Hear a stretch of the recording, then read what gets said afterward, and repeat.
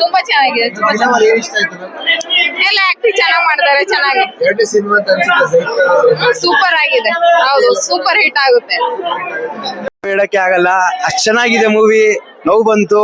ಎಲ್ಲ ಹೆಂಗ್ ಜೀವನ ಮಾಡ್ಬೇಕು, ಎಲ್ಲಿಂದ ಎಲ್ಗೆ ಬರ್ಬೇಕಂತ ಎಲ್ಲ ನಮ್ಗೆ ಗೊತ್ತಾಯ್ತು. ಎಲ್ಲಾರು ಶಾರುಖ್ ಖಾನ್, ಸಲ್ಮಾನ್ ಖಾನ್ ಫ್ಯಾನ್ ಅಂತಾರೆ. ನಾವು ಜೈದ್ ಖಾನ್ ಫ್ಯಾನು. ನಾನ್ ಜೈದ್ ಖಾನ್ ಫ್ಯಾನು. ಇವಾಗ ನಮ್ಗೆ ಗೊತ್ತಾಯ್ತು ಹೆಂಗಿದೆ ಮೂವಿ ಅಂತ.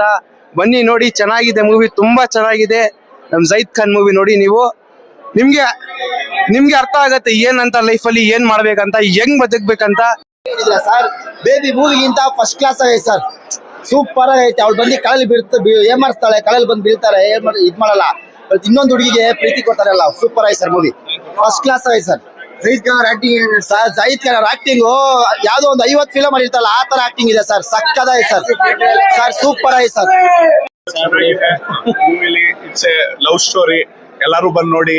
ರೀಸೆಂಟ್ ಟೈಮ್ಸ್ ಅಲ್ಲಿ ಯಾವ್ದೋ ಒಂದು ಒಳ್ಳೆ ಲವ್ ಸ್ಟೋರಿ ಬಂದಿರ್ಲಿಲ್ಲ. ಸಿನ್ಸ್ ಲಾಂಗ್ ವೀಕೆಂಡ್ ಇದೆ, ಎಲ್ಲರೂ ಬಂದು ಥಿಯೇಟರ್ ಬಂದು ನೋಡಿ. ಕಲ್ಟ್ ಸಕ್ಕದಾಗಿದೆ movie. All the best Zaid Khan.